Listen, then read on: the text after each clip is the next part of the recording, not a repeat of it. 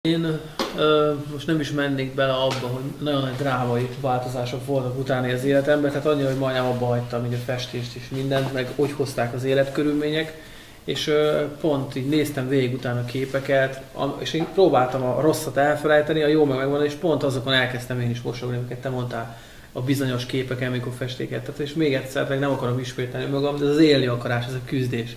Ez annyira így megtetszett, hogy ez az egyik legfontosabb lendülete, ami megdobta a festészetemet, ahol ki tudtam kristályosodni. Én nagyon kerestem önmagamat festészetbe, és amikor a huszárvágásos képem, ami ott készült, az 20-valahány rajzból, én azt be sem akartam küldeni, azt a pályázatot, mert ugye az akkori kurátorokkal ugye volt némi vita, hogy mit fog festeni, és mégis ez mellett döntöttek. Az volt az első olyan képem életemben, amit úgy jó szívből, tényleg így lendületből, óvodáskoromban, hogy huszár akartam lenni.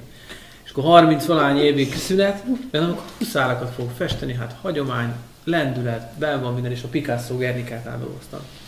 És úgy gondolom, hogy mivel ehhez a kiállításhoz tudom kötni ezt a legfontosabb fordulópontját az életemnek, vagy egyik legfontosabbat, mert azért még a derekán vagyok, ezért gondoltam, hogy ez mindenképp nálatok van a helye. Mert ha nincs ez a kezdeményezés, akkor nincs. Tehát az embernek azért, hogy őszintén kell lenni önmagához.